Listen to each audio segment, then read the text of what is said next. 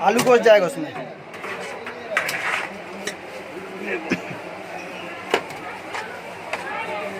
यार भाई smile please.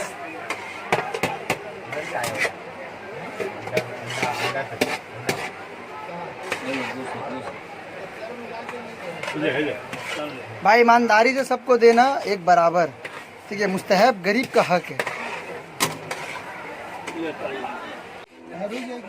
दूर हो जाएगा ना, ठीक है, कीप क्वाइट।